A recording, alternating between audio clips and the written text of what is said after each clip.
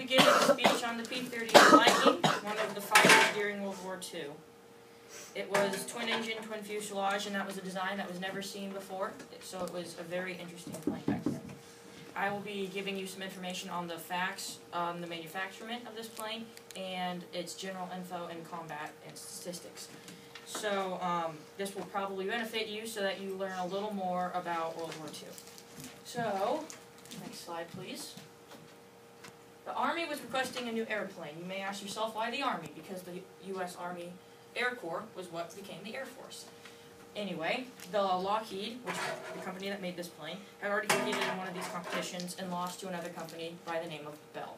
But they decided to enter in the competition. And the prototype they entered was the XP-38 prototype, which would soon become the P-38 Lightning.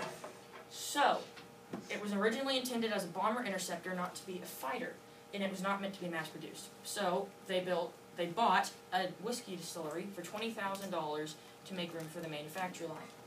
And only 69 Lightnings were produced by the time that Pearl Harbor was attacked. Next slide. The P-38 was faster than Japanese Zero, and to put you in perspective, the Japanese Zero was one of the fastest fighter planes during World War II. So, the top 11 aces in the Pacific also flew the Lightning, so it had a huge success. And as the guns were in the nose, you can see here, they compared that power sometimes to the power of a massive circular sun. And that is very powerful. And it also increased the accuracy. If you were a good marksman, you could hit a target that was 2/3 of a mile away.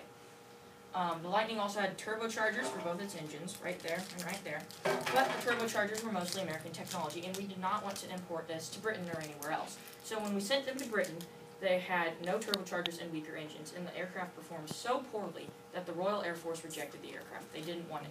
But we do have to thank the British for giving the Lightning its name. We did not intend for it to be called the Lightning. The British actually gave it its name. So, it could fly up to 414 miles an hour with turbochargers equipped, and it could fly up to 43,996 feet in the air, and that is very high for a fighter plane of World War II. It could carry one or two 2,000-pound bombs or 1,600-pound bombs. It had a 20mm cannon and four 12.7mm machine guns with 500 rounds in them. It also carried up to 10 5-inch rockets under its wings.